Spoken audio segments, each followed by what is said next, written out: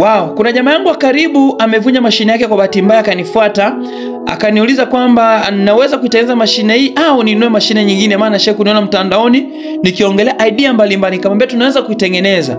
Basi angalia wazo nililotumia kuweza kuitengeneza mashine hii.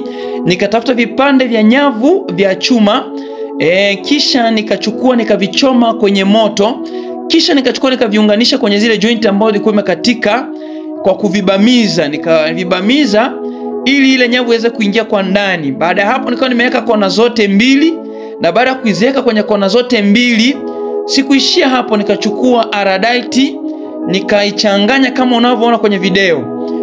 Sababu ya kuunganisha ile nyavu ni kwamba iwe imara zaidi, maana ningeunganisha aradite yenyewe ile mashine inawezekana kwamba isingekuwa imara. Baada ya hapo nikachukua ile aradite nikaipaka kama unavyoona, nikaipaka kwa kuzungusha ili sasa niweze kuondoa ile nyavu isionekane na isilete uchafu, na pia ingesaidia kuweza kuiunganisha zaidi.